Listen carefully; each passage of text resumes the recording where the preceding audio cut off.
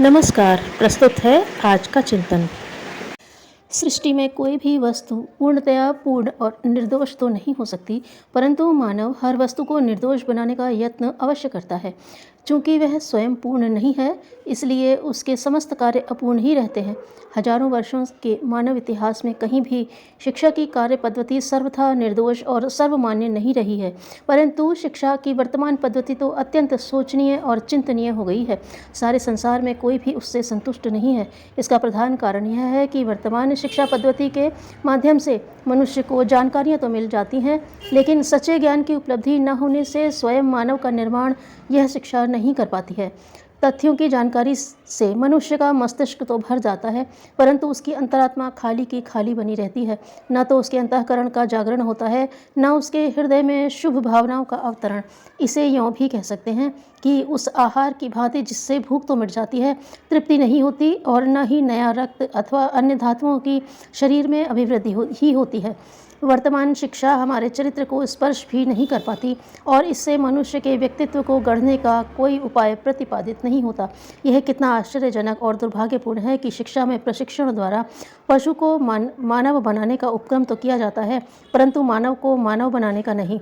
या इसे यूँ कहें कि मानव की पशुता दूर करने के प्रयत्न तो किए जा रहे हैं, जबकि मनुष्य में अंतर्निहित पाशविकता को उल्टा बढ़ाया जा रहा है और ऐसा लगता है कि उसे मानव से कुछ और बनाने के सभी प्रयत्न आधुनिक शिक्षा में किए जा रहे हैं। मनुष्य को छोड़कर अन्य किसी जीव को शिक्षित नहीं किया जा सकता, क्योंकि भगवान ने जो ज्ञान शक्ति मनुष्य को दी है वह अन्य किसी प्राणी को नहीं। अन्य जीवों को केवल प्रशिक्षण दिया जा सकता है, जैसे सर्कस के सिंह, हाथी, घोड़ा, बंदर, बकरे और तोता मैना आदि को। शिक्षण और प्रशिक्षण के इस बुनियादी भेद को समझना बहुत आवश्यक है। शिक्षा का सूत्र, उसका स्रोत अजस्र में है, अंतस में है। वह एक संस्कार है जो बीज रूप में अंकुरित हो वृक्ष बनता है और उसमें पुष्प एवं फल लगते हैं, जबकि प्रशिक्षण मात्र अभ्यास है। यह उस पौधे की भांति है जो पुष्प और फलों से रहित रिक्त स्थान की पूर्ति के लिए, सजावट के लिए के किसी स्थल पर क्षणिक महत्व के लिए रोपा जाता है। यानी शिक्षा एक प्राकृतिक संस्कार है और प्रशिक्षा एक कृत्रिम वस्तु मात्र। पहले का संबंध अंतस से है, दूसरे का बाहर से। पहला प्राकृतिक है, दूसरा कृत्रिम। एक विकासशील प्राण तत्व है तो दूसरा ह्रासोन्मुख निर्जीव पदार्थवत।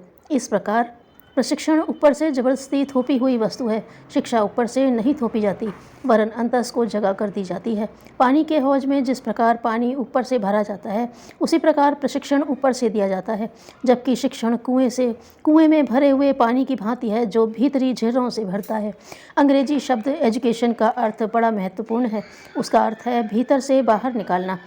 उसका अर्थ बाहर से भीतर डालना नहीं है, पर हम जो कुछ कर रहे हैं वह बाहर से भीतर डालना है। इसे शिक्षा कैसे कहा जा सकता है?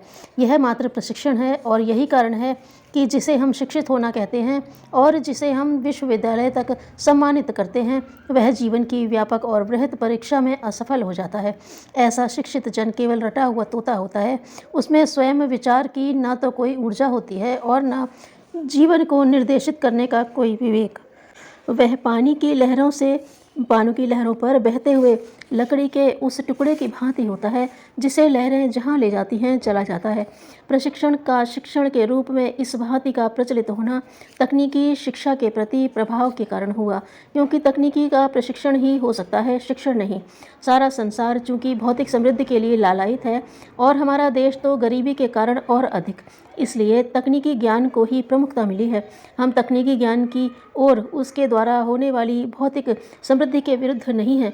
संसार के लिए और हमारे लिए वह भी आवश्यक है, किंतु इससे जो हमारा अनिष्ट हो रहा है, उसकी दिनों दिन बढ़ती हुई संभावना से हमारे बुनियादी जीवन का जो आधार खोखला हो रहा है, उससे अब हम अधिक समय तक अपनी आंखें मूंद कर नहीं रह सकते। अपनी अयोग्यता को छिपाकर केवल अभ्यास के बल पर हम आखिर कहाँ तक आगे बढ़ सकेंगे? परीक्षा में उत्तीर्ण होने के लालच में नकल का कोई भी विद्यार्थी जीवन रूपी परीक्षा में सफल हो सकेगा, यह स्पष्टतया असंभव है। इस प्रकार सच्ची शिक्षा के अभाव में यह प्रशिक्षण हमारे जीवन को दरिद्र और एकांगी बना रहा है और इसके साथ इसके कुछ भयानक नतीजे भी निकल रहे हैं।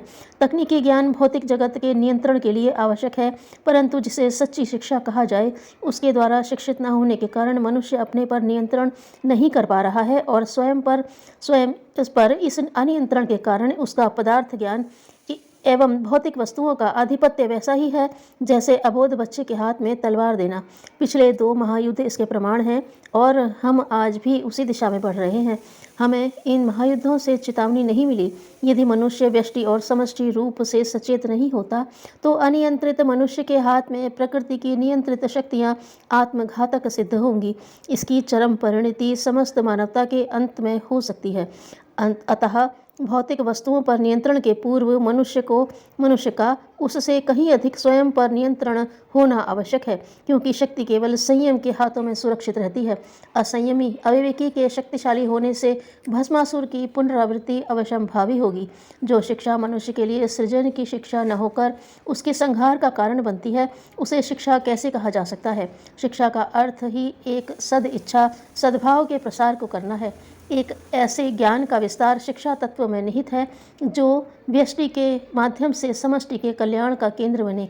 तकनीकी ज्ञान शिक्षा का प्रधान अंग कभी नहीं होना चाहिए, वह गौण रहना चाहिए। मानवीय मूल्यों की स्थापना ही शिक्षा का केंद्रीय तत्व है। तकनीकी ज्ञान से उपार्जित वस्तुएं जीवन यापन का साधन हो सकती हैं, साध्य नहीं। साध्य तो मनुष्य स्वयं है। इस साध्य की प्राप्ति के लिए ही शिक्षा उसका एक शस्त्र है, एक साधन है। वर्तमान शिक्षा पद्धति में हुआ यह है कि जो साध्य है वह साधन बन गया है और जो साधन है वह साध्य। इस प्रकार साधन को साध्य के ऊपर रखना घातक सिद्ध हुआ है। आध्यात्मिक शिक्षा और भौतिक शिक्षा का यही एक भेद है। भौतिक शिक्षा में साध्य साधन बन जाते हैं और आध्यात्मिक शिक्षा में साधन साधन रहते हैं और साध्य साध्य। और यदि आवश्यकता पड़े एवं कोई अन्य विकल्प शेष न रहे तो सच्ची शिक्षा साधनों का परित्याग कर सकती है, लेकिन साध्य का नहीं। उसकी दृष्टि में वे हर साधन सम्यक हैं जो जीवन के चरम साध्य की उपलब्धि में सहयोगी हैं। इसके विपरीत पड़ते ही वे व्यर्थ और त्याज्य हो जाते हैं। ऐसी शिक्षा जो हमारे श्रेय को पुष्ट करती है, विवेक को सशक्त बनाती है, जीवन में प्राणदायी तत्व भरती है, हमारे लिए इष्ट है। यज्ञपूर्ण जीवन शिक्षा का उद्देश्य है। यज्ञ शून्य जीवन ही अशिक्षित और असंस्कृत जीवन है। यही पशुता है। पशु तो पशु है ही।